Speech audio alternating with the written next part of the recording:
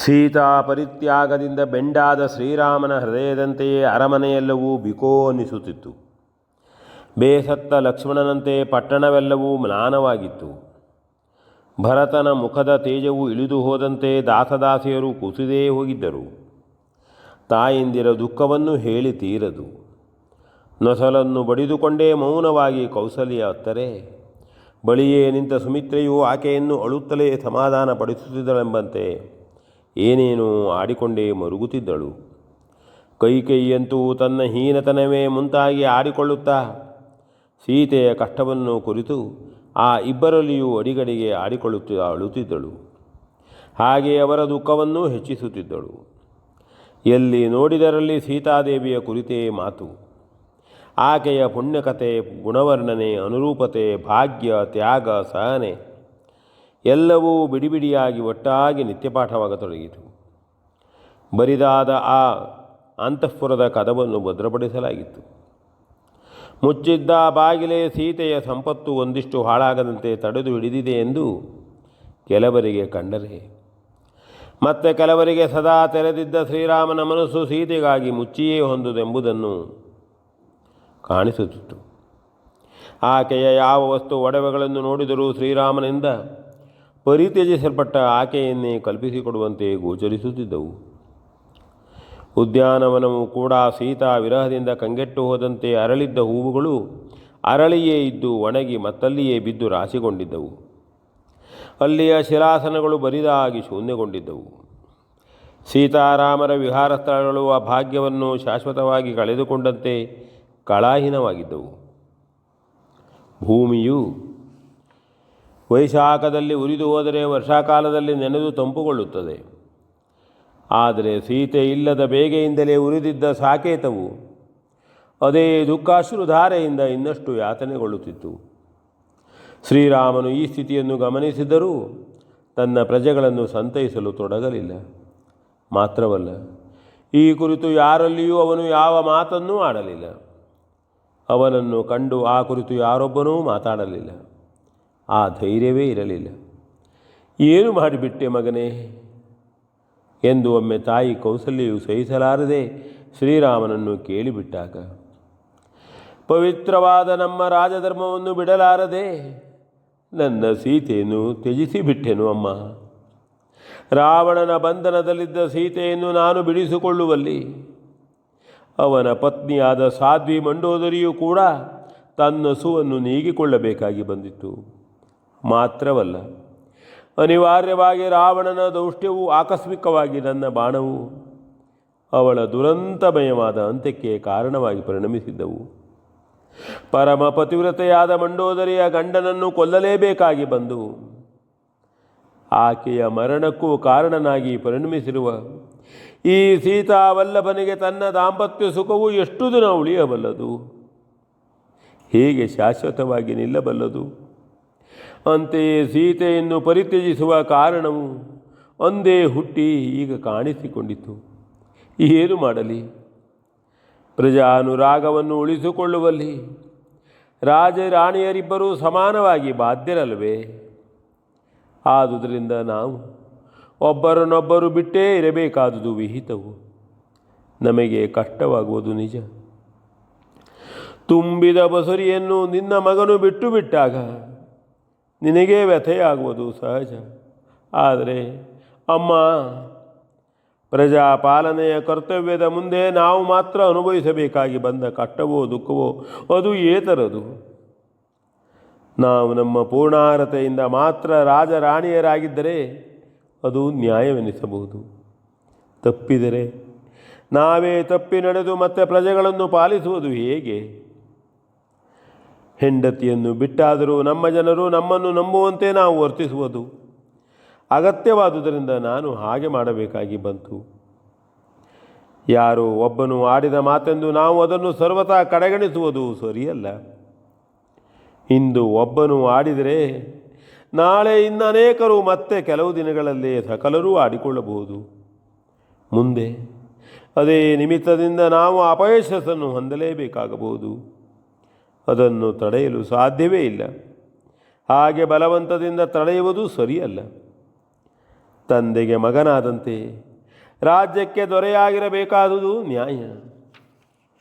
ನಾನು ತಿಳಿದು ಆಚರಿಸುತ್ತಿರುವ ನೀತಿಯೇ ಅದು. ಆ ಅರ್ಹತೆಯಿಂದಲೇ ದಾಶರಥಿಯಾದ ನಿನ್ನ ಮಗನು ಸಾಕೇತದ ಸಾರ್ವಭೌಮನಾದುದು. ಸೀತೆಯು ಎಂತಹವಳೇ ಇದ್ದರೂ ನಾನು ನನ್ನ ಅರ್ಹತೆಯನ್ನು ಕಳೆದುಕೊಂಡು ಅರಸನಾಗಿರಬಾರದು. ಶಿವಧನುಸ್ಸನ್ನು ಮುರಿದು ಪಣವನ್ನು ಗೆದ್ದೇ ನಾನು ಜಾನಕಿಯನ್ನು ವರಿಸಿರುವೆನು. ರಾವಣನನ್ನು ಮರ್ದಿಸಿಯೇ ಅಪಹೃತಳಾದ ಅವಳನ್ನು ಬಿಡಿಸಿರುವೆನು. ಅಗ್ನಿ ಪರೀಕ್ಷೆಯಲ್ಲಿ ಅಲ್ಲಿ ಆಕೆಯು ತನ್ನ ಪತಿವ್ರತೆಯನ್ನು ತೋರಿಸಿಕೊಟ್ಟಿದ್ದಳು. ನಾನು ಹಾಗೆಯೇ ತಿಳಿದು ಅವಳನ್ನು ಸ್ವೀಕರಿಸಿಕೊಂಡಿದ್ದೆನು. ಆದರೆ ಸಾಕೇತದ ಪ್ರಜೆಗಳು ನನ್ನ ಪತ್ನಿ ಎಂದು ಆಕೆಯನ್ನು ಗೌರವಿಸಬೇಕಾಗಿಲ್ಲ. ಆ ಅರ್ಹತೆಯನ್ನು ಅವಳು ಪಡೆದಿರಬೇಕಾದುದು ವಿಹಿತ. ಆಕೆಯ ಗಂಡನಾಗಿ ನನ್ನನ್ನು ಪ್ರಜೆಗಳು ಅರಸನೆಂದು ಒಪ್ಪಿಕೊಂಡಿರುವುದಲ್ಲ. ಸೂರ್ಯವಂಶದ ದಶರಥ ಚಕ್ರವರ್ತಿಯ ಮಗನು ಪ್ರಜಾವತ್ಸಲನೂ ಆಗಿರುವೆನೆಂತಲೇ ಅವರು ಹಾಗೆ ಒಪ್ಪಿಕೊಂಡಿರುವರು. ನನ್ನ ಮೇಲಿನ ಅಭಿಮಾನದಿಂದಲೇ ಇಷ್ಟು ದಿನ ಅವಳನ್ನು ಮಹಾರಾಣಿ ಎಂದು ಓಲೈಸಿದೆನು.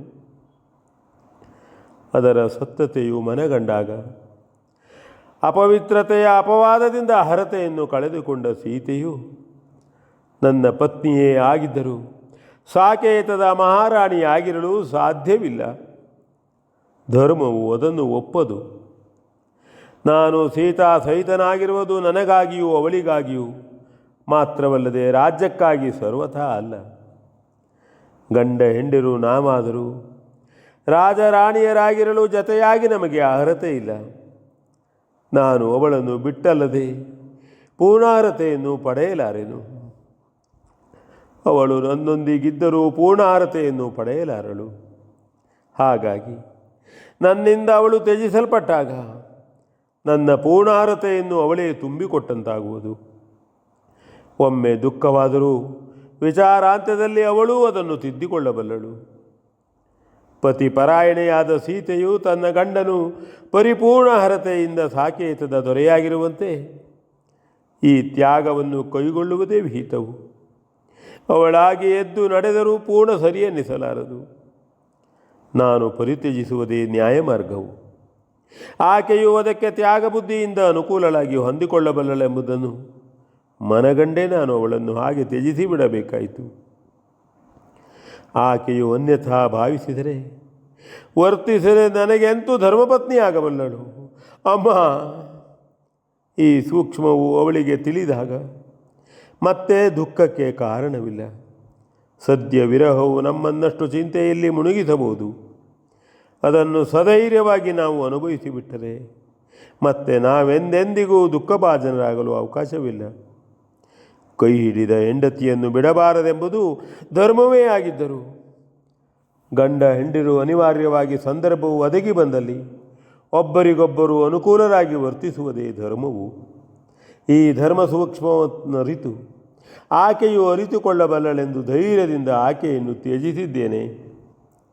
ಹೀಗೆ ತ್ಯಜಿಸಿ ಬಿಡುವುದೇ ಧರ್ಮವೆಂದು ನಂಬಿದ್ದೇನೆ.